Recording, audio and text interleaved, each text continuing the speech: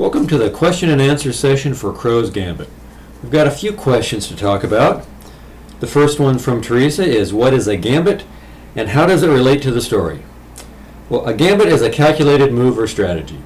And in the story, Paul Darrow, the maverick who's trying to return us to space, he was a millionaire before Net Day and became even richer afterwards. He definitely has a plan or an agenda that he is very devoted to and convinced is the right thing to do. But to everyone else, his motives are a little ambiguous. Second question, how do you pronounce SYLPH, the name of the alien species? That would be Sylph, the same way it would be pronounced if it was SILF. Sylph is a mythological term for a spirit of the air.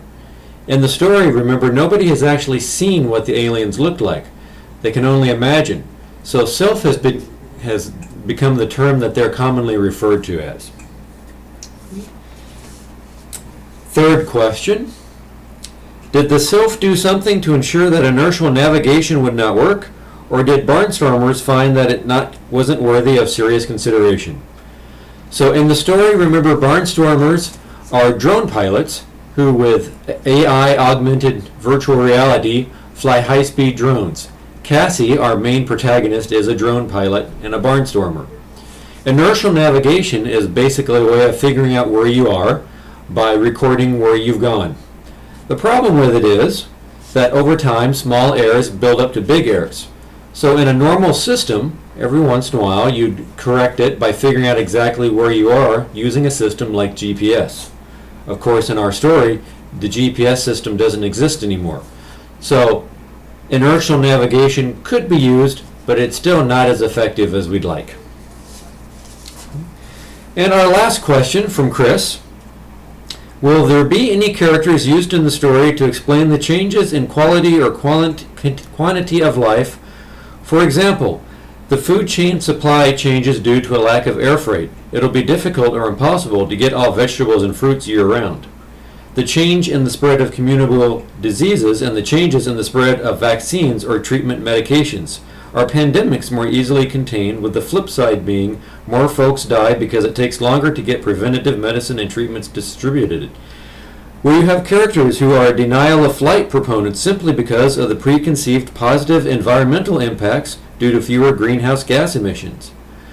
Will the book profile certain regions or characters impacted economically by denial of flight?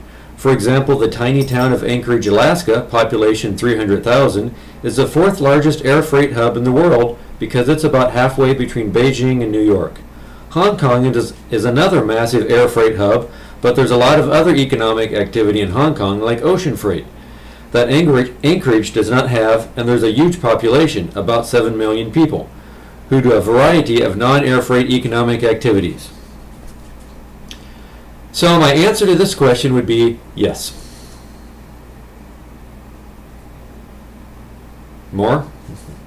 So a big part of the story is talking about all the changes that will happen without air travel or air transportation. So topics like these will be discussed by the characters or different aspects of the story.